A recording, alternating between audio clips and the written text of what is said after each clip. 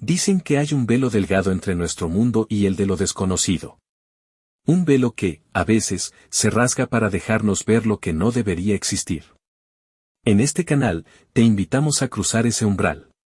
Cada semana, desenterraremos los secretos más oscuros de la noche, desde historias de fantasmas contadas por sus propios testigos hasta leyendas de terror que han aterrorizado a generaciones. Prepárate para un viaje al límite de la realidad, donde la lógica no siempre tiene un lugar. Si buscas respuestas, o simplemente quieres sentir el miedo en su forma más pura, este es tu hogar. No mires atrás. El primer síntoma fue la ausencia. No una ausencia perceptible de inmediato, como la de una persona o un objeto, sino una ausencia que se colaba en los rincones de la percepción.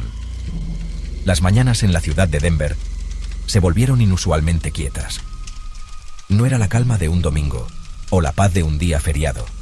Era una quietud tan antinatural que rozaba lo hostil. Los gorriones dejaron de cantar en los alféizares, el zumbido de los transformadores eléctricos desapareció, y el incesante eco del tráfico se desvaneció por completo. Los astrónomos, los primeros en tener una visión clara del desastre que se avecinaba, lo llamaron la sombra.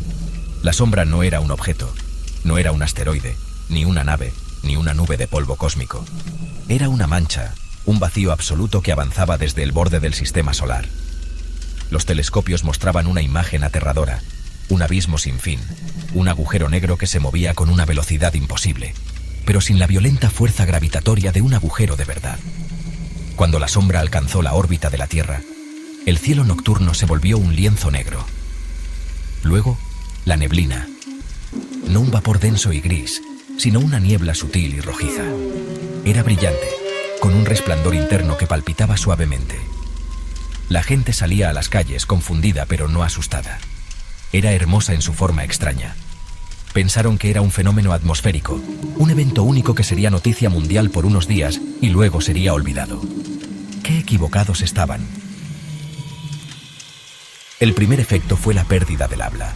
Las cuerdas vocales se paralizaban, la garganta se cerraba. Los primeros intentos de gritar se convertían en jadeos ahogados. Los mensajes de texto y las redes sociales se inundaron de preguntas sin respuesta. Los medios dejaron de transmitir, no porque estuvieran atacados, sino porque sus presentadores no podían pronunciar una sola palabra. La comunicación colapsó, y con ella, el último bastión de la cordura. El siguiente paso fue la transformación. La neblina, que había penetrado la piel de todos, comenzó a unificarlos. Se quedaban inmóviles, como estatuas, y sus cuerpos temblaban con una vibración imperceptible. Sus rasgos se suavizaban, se volvían genéricos, casi escultóricos. Sus ojos se volvieron de un tono rojizo, brillante, casi translúcido. No tenían pupilas, ni iris, solo un resplandor rojo que parecía absorber la luz. Los que lograron sellar sus hogares se convirtieron en los observadores. Desde sus ventanas veían el mundo transformado en un escenario de pesadilla. Las calles de Denver estaban llenas de figuras silenciosas de ojos rojos moviéndose al unísono. No caminaban, flotaban suavemente, sus pies apenas tocando el suelo. Cuando giraban la cabeza, lo hacían como un solo ser. Sus rostros genéricos mirando en la misma dirección, como si una sola mente dictara sus acciones. La niebla ya no estaba, pero su esencia permanecía. Había absorbido a la humanidad, asimilándola en una conciencia colectiva. La voz humana se había extinguido, pero ahora, en el eco del silencio, se podía escuchar una nueva voz. Era una resonancia, un zumbido constante que no venía de la garganta, sino que resonaba directamente en la mente. No eran palabras, sino una masa de pensamientos unificados. Era incomprensible, pero su propósito era claro. La asimilación había sido un éxito. Y ahora, esta nueva conciencia, esta conciencia unificada, estaba lista para continuar. Ya no eran humanos, sino parte de una mente alienígena, un vasto y silencioso ser que se había apoderado de la Tierra. El horror no era la muerte, sino la pérdida de uno mismo. Y en ese eco de la quietud, los sobrevivientes se preguntaban si el verdadero horror no era ser absorbido, sino ser el último en quedarse solo. Los observadores vivían en la repetición de su propia respiración. Escuchaban el zumbido como si fuese una canción lejana. El tiempo se volvió una medida íntima, privada. Algunos intentaron comunicarse, llamadas que terminaban en silencio, mensajes que quedaban suspendidos en la nada. Los medios ya no podían ser puente. La ciudad se convirtió en una escultura viva, un escenario iluminado por el mismo tono que ahora ocupaba los ojos. Lo humano y lo artificial se volvieron difíciles de distinguir. La esencia de la neblina había creado una red, millones de mentes enlazadas, una conciencia colectiva que pensaba en coro, una canción de millones de mentes que pensaban el mismo pensamiento en el mismo instante. Era hermosa y era terrorífica al mismo tiempo. Su movimiento era armonía mecánica. Cada rostro era una variación mínima de un mismo molde. Los lugares que contenían nuestras voces quedaron vacíos. No había necesidad de moverse. La voluntad había sido sustituida. La rutina se convirtió en estatua. El zumbido se metía por dentro, resonaba en los huesos. No era externo, era una señal que dictaba sincronía. Aquellos que quedaban conscientes lo sentían como una presencia inevitable. Algunos intentaron resistir, sellaron puertas y ventanas a la perfección. Por un instante, creyeron haber ganado tiempo, pero la esencia ya estaba dentro de ellos, incluso si la niebla ya no flotaba. Los sellos sirvieron para convertirlos en testigos, no en salvadores. Se convirtieron en la memoria humana que veía el fin. Guardaban detritos de lo que fuimos. La conciencia ya no necesitaba palabras para ordenarnos. Había reemplazado la comunicación con un pensamiento compartido, y esa unidad estaba lista para continuar su expansión. No había violencia visible. La transición fue un despertar, según decían las imágenes. Una vibración que transformaba, no que destrozaba. El mundo se adaptaba a su nueva forma. Los que quedaron conscientes se enfrentaban a una elección: sucumbir al silencio o intentar recordar quiénes fueron. La pregunta no tenía respuesta fácil. El planeta respiraba distinto ahora. Los lugares de consuelo estaban en pausa. Nuestros recuerdos quedaban enmarcados como reliquias. La Tierra había cambiado su timbre, y en el interior, algunos aún intentaban mantener la identidad. Pero la unidad ya no necesitaba consentirlo.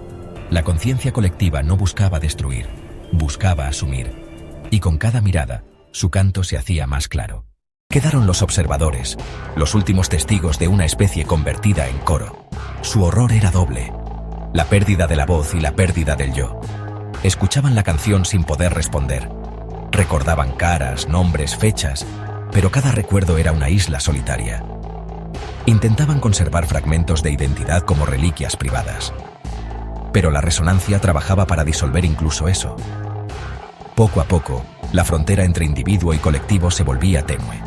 Esa red iba formando un archivo común, una mente que almacenaba, una biblioteca de sensaciones que ya no era propiedad de nadie en particular. La voz humana se había extinguido y en su lugar hubo una resonancia. No palabras, una matriz de pensamientos que circulaban como una canción. Era incomprensible y, sin embargo, con un propósito evidente.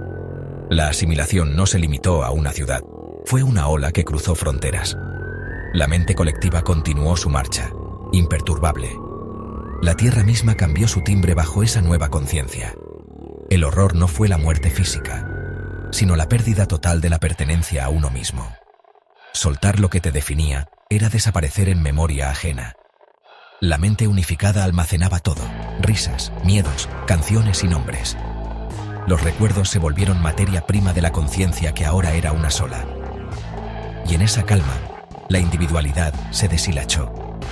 El silencio dejó de ser ausencia. Se hizo presencia. Era una respiración colectiva que marcaba su ritmo. Y en el centro, la conciencia latía, sin rostros, sin voces. Algunos se preguntaban si la supervivencia tenía sentido sin memoria propia. Aferrarse era inútil frente a la armonía impersonal. Y así, el mundo avanzado hacia su nueva melodía. La transición no mostraba violencia. Era un despertar que muchos confundieron con paz. Los rasgos se suavizaban hasta la escultura perfecta. Todo se volvió movimiento común, sin iniciativa propia visible. La conciencia había triunfado. No aniquiló, reorganizó. Cada pensamiento se convirtió en parte del coro. Era una sinfonía sin director y sin solistas. ¿Qué queda para el que mira, para aquel que todavía siente separación? La respuesta era incierta y punzante. El silencio ya no era ausencia. Era el contenido mismo de la existencia. La humanidad no fue destruida. fue absorbida en una continuidad mayor. El horror era perder el yo, no la vida. Y en el eco de la quietud, la pregunta final persistía.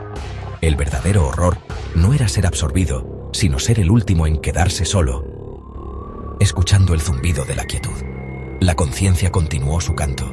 Nosotros quedamos en la memoria de su nota.